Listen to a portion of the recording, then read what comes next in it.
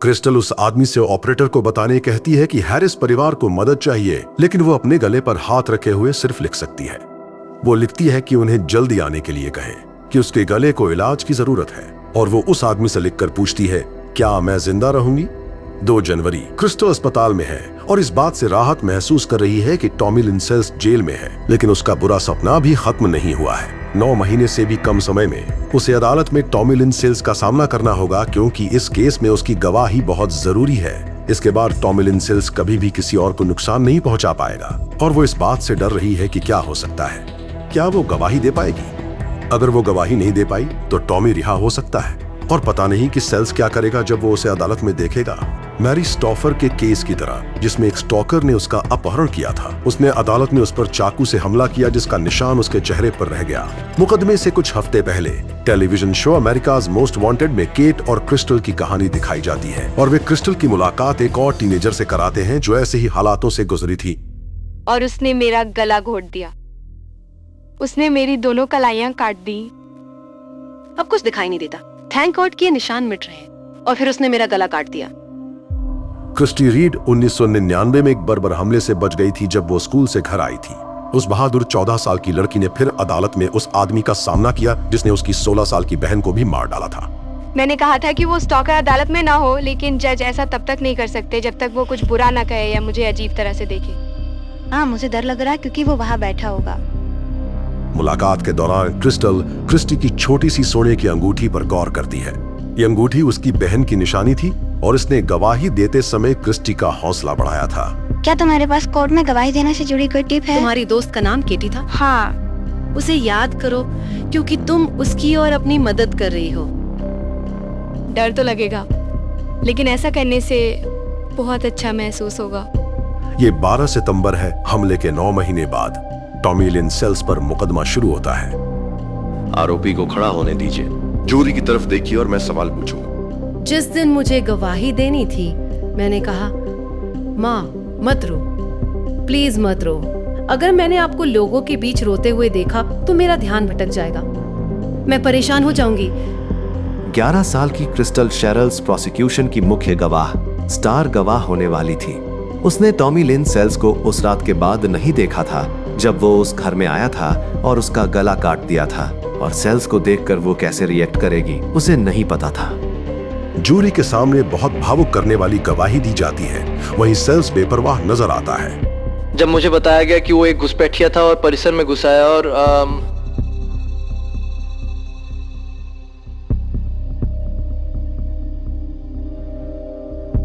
मेरी बेटी हमेशा के लिए हमें छोड़कर चली गई। उसे पता चला कि वो मेरी बेटी थी जो उस घर में थी।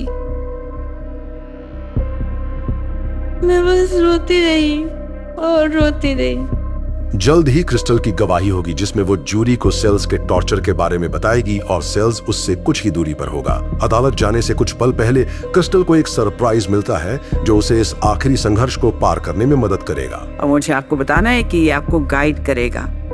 ठीक है, कम ऑन।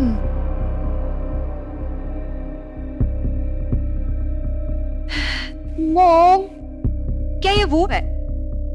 Thank you. डब्बे के अंदर उसे क्रिस्टी की पहनी हुई क्रॉस रिंग मिलती है, वो अंगूठी जो उसने अदालत में पहनी थी। जिस पल से तुम इस लड़ाई की शुरुआत करती हो, उस पल से भगवान तुम्हें रास्ता दिखाएंगे और तुम्हें जीतने की ताकत मिलेगी। जब उन्होंने मुझे बुलाया, मैंने कहा मैं तैयार हूँ। उन्होंने कहा, क्या तुम उसके पास से गुजरना चाहती हो? तुम या तो उसके पास से गुजर सकती हो या इस दरवाजे से आकर गवाह कटघरे में जा सकती हो। और मैंने कहा, मैं उसके पास से गुजरना चाहती हूँ, मैं उससे डरती नहीं हूँ। क्या तुम कभी रात में जागी थी? हाँ। तुम किस वजह से जागी थी? केटी की आवाज सुनकर वो कह रही थी मदद करो। उसका हाथ केटी के मुंह पर था। किसका हाथ उसके मुंह पर था? उसका हाथ। वो आदमी जिसने नीली जैकेट और चश्मे पहने हैं। रिकॉर्ड में दर्ज किया जाए कि गवाह ने अभियुक्त टॉमी लिंसेल्स की पहचान कर ली है। वो उसके पीछे खड़ा था, अपना हाथ उसके मुंह पर रखे हुए और चाकू यहाँ। केटी थी। ओके। वो था।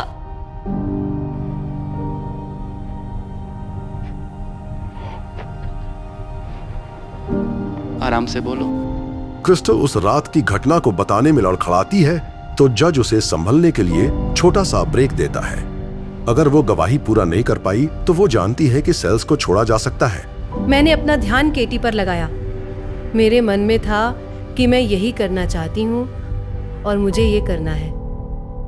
मैं ये केटी के लिए कर रही हूँ, वो इसकी हकदार है। फिर क्या हुआ? उसने चाकू उठाया और केटी का गला काट दिया। वो मेरी तरफ बढ़ने लगा। क्या तुमने उससे कुछ कहा? हाँ। तुमने उससे क्या कहा? मैंने कहा मैं चुप रहूंगी, मैं वादा करती हूँ मैं कुछ नहीं कहूंगी। मैं कोई आवाज नहीं कर रही, वो केटी है। उसने कहा अपने हाथ हटाओ। और उसने तुम्हें हाथ हटाने को क्यों कहा? तुमने अपने हाथ कैसे रखे थे? मैंने हाथ ऐसे ऊपर रखे थे। तुम हमें बताओ कि तुमने अपने हाथ अपनी गर्दन के पास क्यों रखे थे? क्योंकि मैंने देखा उसने केटी के साथ क्या किया। मुझे डर था कि वो मेरे साथ भी वही करेगा। जब वो गवाही देने में लड़खड़ाती है तब उसे क्रिस्टी के दिए गिफ्ट से हौसला मिलता है। वो बेड के किनारे तो पहुंचा और मेरा गला काट दिया। मैं वहाँ लेटी रही और मरने का नाटक करती रही। हमें बताओ तुमने ऐसा क्यों किया? क्योंकि अगर उसे पता चलता कि मैं जिंदा हूँ तो वो वापस आकर मुझे जरूर मार डालता। ठीक है क्रिस्टल, अब तुम कटघरे से उतर सकती हो और तुम्हारी गवाही पूरी हुई। थैंक यू, और तुम जा सकती हो। जैसे ही मैं गवाह कटघरे से उतरी मुझे बहुत अच्छा लगा। मुझे लगा जैसे वो मुझे हरा नहीं सका। उसे मौका मिला था और अब उसे देखो, वो उस कोर्ट रूम में मेरी वजह से था और मुझे वो ताकत महसूस करना अच्छा लगा। सिर्फ कुछ घंटों के विचार विमर्श के बाद जूरी जल्द ही सबकी सहमति से एक फैसले पर पहुंचती है। टॉमी लिन सेल्स, ये अदालत तुम्हें दोषी करार देता है। तुम पर लगे हत्या के अपराध का दोषी। उन्होंने टॉमी लिन सेल्स को मौत की सजा सुनाई। सीरियल किलर टॉमी लिन सेल्स, जो 20 साल तक पुलिस से बचता रहा, आखिरकार एक छोटी लड़की की हिम्मत की वजह से पकड़ा गया और अब वो कभी किसी को तकलीफ नहीं पहुंचा पाएगा। मुझे इसमें जरा भी शक नहीं कि क्रिस्टल ने अपना पूरा बचपन ना सही, लेकिन उसका एक बहुत बड़ा हिस्सा खो दिया है। वो सचमुच एक सर्वाइवर है। क्रिस्टल ने एक सीरियल किलर का सामना किया और बच गई। उसके ठीक होने का रास्ता आसान नहीं था और शायद वो अपनी सबसे अच्छी दोस्त को खोने का दर्द कभी नहीं भुला पाएगी। लेकिन जैसे जैसे साल बीतते गए, क्रिस्टल अपने परिवार और नए दोस्तों में सुकून पाने लगी। वो अपनी दोनों बहनों के साथ पहले से कहीं ज्यादा करीब है। उसे अपनी बहनों के साथ देखना बहुत खूबसूरत लगता है। आज भी वो उनके लिए एक माँ जैसी है। वो ग्रेजुएट हो गई है और अगर उसकी दोस्त केट होती तो उसे उस पर गर्व होता। Crystal Lloyd Sherrells. Of course मैं केटी के बारे में सोचती हूँ। मैं सोचती हूँ कि अगर वो यहाँ होती तो क्या कर रही होती, या हम दोनों क्या कर रहे होते। मैं कभी भी टॉमी लिन सेल्स के बारे में नहीं सोचती। मैं उसे कभी भी अपने दिमाग में जगह नहीं देती। उसने मुझे जिंदगी की कीमत समझाई। ये किया उसने मुझे कभी भी हराया नहीं। और ये खुशी के आंसू हैं। मैं बस खुश हूं कि जिंदा हूं। क्रिस्टल शेरल्स एक जीता जागता सबूत है कि ट्रेजेडी के बाद भी जिंदगी खूबसूरत हो सकती है। मुझे लगता है कि केटी ने मेरी हर लड़ाई में मेरा साथ दिया। उसकी आत्मा आई और मेरे साथ रहेगी।